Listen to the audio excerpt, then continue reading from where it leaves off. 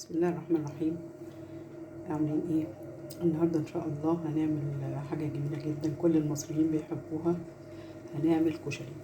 طبعا حضراتكم عارفين مكونات الكشري. اول حاجه سلقنا المكرونه، تاني حاجه سلقنا الحمص، تالت حاجه سلقنا العدس بجبه وسويناه وعملنا الرز. طبعا الحاجات دي كلها سهله وحضراتكم بتعرفوا تعملوها.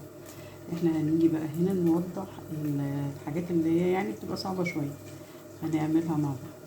ويا ريت يا حبايبي اللي اول مرة يشوفني يشترك في القناة ويفعل الجرس علشان يوصل لكم كل جديد. واول ما هنبدأ هنقول اللهم صل وسلم وبارك على سيدنا محمد وعلى اله وصحبه وسلم. هنا شايفين الصلصة، هنعمل الصلصة مع بعض. دي بصلاية. في ناس بيحبوا يعملوا صلصة الكشري بالثوم بس.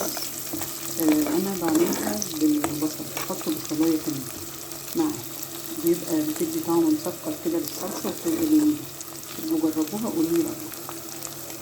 دي بصلايه هنسيبها لحد ما تاخد لون شويه، وبعد كده هقول لحضراتكم هنعمل ايه. لما هنوصل للون ده في البصل، اللون ده مناسب جدا، هنحط معلقه ثوم. هنا شايفين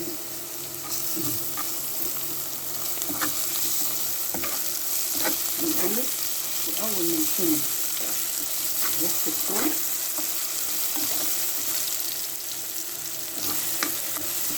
كده احنا شمينا ريحة الثوم، هنحط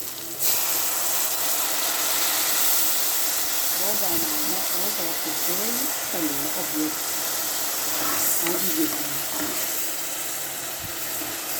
نقلب مع بعض شوية، وبعد كده هنضيف الصلصة بتاعتنا. مقولكوش بقى الخل ده بيعمل طعم رهيب، جربوها بالخل وقولوا رأيكم. ضفنا على الصلصة بتاعتنا مكعب مرق دجاج ومعلقة صلصة وفلفل اسود وكمون، وسبناها تتسبك. ويا ريت ما ننساش نحط معلقة سكر صغير عبال ما تتسبك الصلصة بتاعتنا. قطعنا البصل علشان ده هنعمله للبصل المقرمش بتاع المحلات.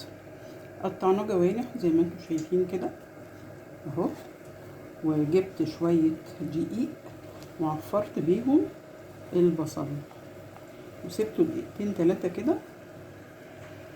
وبعد كده جهزت صينية فيها زيت وسايبه الزيت يسخن عشان هحط فيها البصل.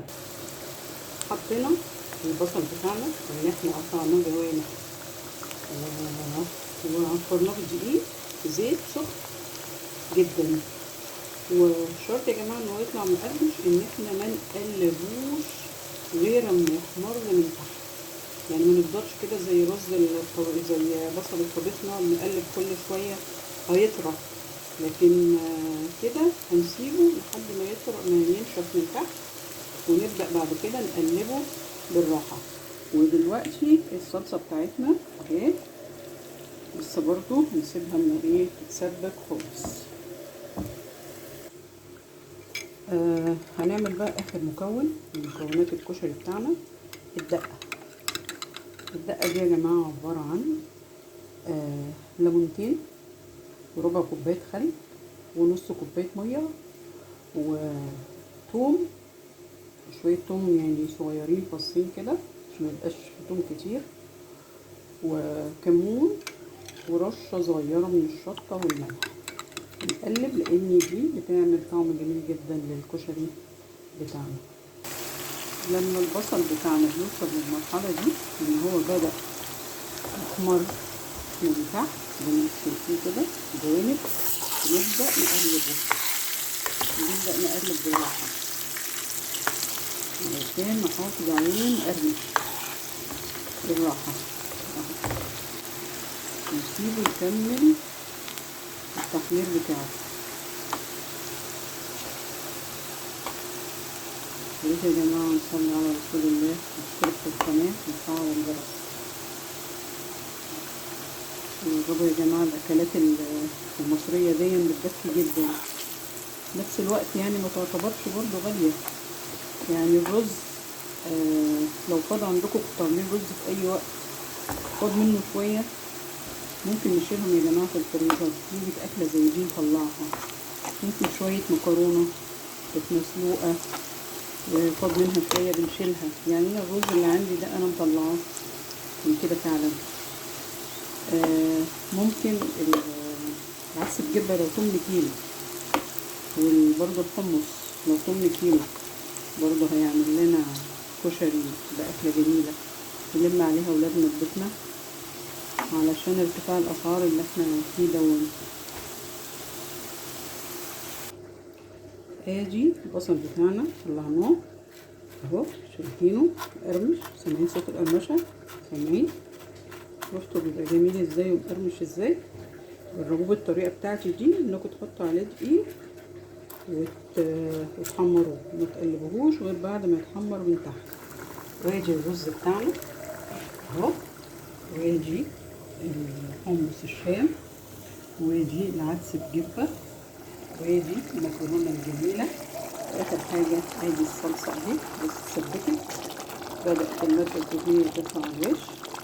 يا ريت يا جماعة تجربوا طريقتي في الكشري، يا رب تعجبكم، ويا ريت تشتركوا في القناة، ويا ريت الفيديو يكون النهارده عجبكم. شكرا جزيلا، السلام عليكم ورحمة الله وبركاته.